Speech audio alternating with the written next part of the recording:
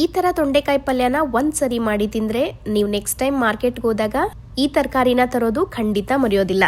ಇದನ್ನ ಮಾಡೋದಕ್ಕೆ ಒಂದು ಬಾಣಲಿಗೆ 2 ಟೇಬಲ್ ಸ್ಪೂನ್ ಕಡಲೆಬೀಜ, 1 ಟೀ ಸ್ಪೂನ್ ಉದ್ದಿನಬೇಳೆ, 1 ಟೀ ಸ್ಪೂನ್ ಕಡಲೆಬೇಳೆನ ಹಾಕಿ 2 ರಿಂದ 3 ನಿಮಿಷ ಚೆನ್ನಾಗಿ ಡ್ರೈ ರೋಸ್ಟ್ ಮಾಡ್ಕೋಬೇಕು. ನಂತರ ಇದಕ್ಕೆ 5 ಬೆಳ್ಳುಳ್ಳಿ ಎಳೆಗಳು, 4 ಒಣಮೆಣಸಿನಕಾಯಿ, 4 ಬ್ಯಾಡಗಿ ಮೆಣಸಿನಕಾಯಿ, 2 ಟೇಬಲ್ ಸ್ಪೂನ್ ಆಗೋಷ್ಟು ಹಸಿ ಕೊಬ್ಬರಿ ಅಥವಾ ಒಣಗಿದ ಕೊಬ್ಬರಿನ ಹಾಕಿ ಇದನ್ನೆಲ್ಲ ಒಂದು 4 ರಿಂದ 5 ನಿಮಿಷ ಚೆನ್ನಾಗಿ ಡ್ರೈ ರೋಸ್ಟ್ ಮಾಡಿಕೊಂಡು ಇದು ಪೂರ್ತಿ ತಣ್ಣಗಾದ್ಮೇಲೆ ಒಂದು ಮಿಕ್ಸಿ ಜಾರಿಗೆ ಹಾಕಿ ನೋಡಿ ಈ ಥರ ನುಣ್ಣಗೆ ಪುಡಿ ಮಾಡಿ ಪಕ್ಕಕ್ಕಿಟ್ಕೋಬೇಕು.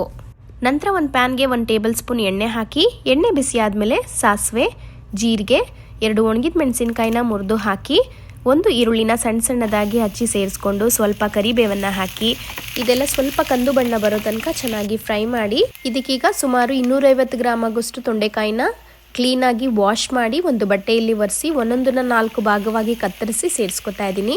ಇದಕ್ಕೀಗ ಸ್ವಲ್ಪ ಅರಿಶಿನ ಮತ್ತು ರುಚಿಗೆ ತಕ್ಕಷ್ಟು ಉಪ್ಪನ್ನು ಹಾಕಿ ಇದನ್ನೆಲ್ಲ ಚೆನ್ನಾಗಿ ಮಿಕ್ಸ್ ಮಾಡಿ ಒಂದು ಲಿಡ್ನ ಕ್ಲೋಸ್ ಮಾಡಿ ಆಗಾಗ ತಿರುಗಿಸ್ಕೊಳ್ತಾ 10 ರಿಂದ 12 ನಿಮಿಷ ಚೆನ್ನಾಗಿ ಕುಕ್ ಮಾಡ್ಕೋಬೇಕು.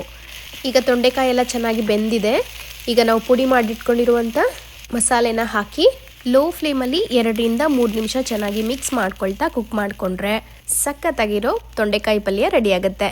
ಇದನ್ನು ಚಪಾತಿಯೊಟ್ಟಿಗೆ ಆಗಲಿ ಅನ್ನ ರಸದ ಜೊತೆಗೆ ಸೈಡ್ ಡಿಶ್ ಆಗಾದರೂ ಸಹ ಸರ್ವ್ ಮಾಡ್ಕೋಬೋದು. ನಿಮಗೆ ವಿಡಿಯೋ ಇಷ್ಟ ಆದರೆ ಲೈಕ್ ಮಾಡಿ, ಶೇರ್ ಮಾಡಿ, ಫಾಲೋ ಮಾಡೋದನ್ನು ಮರಿಬೇಡಿ. Thank you.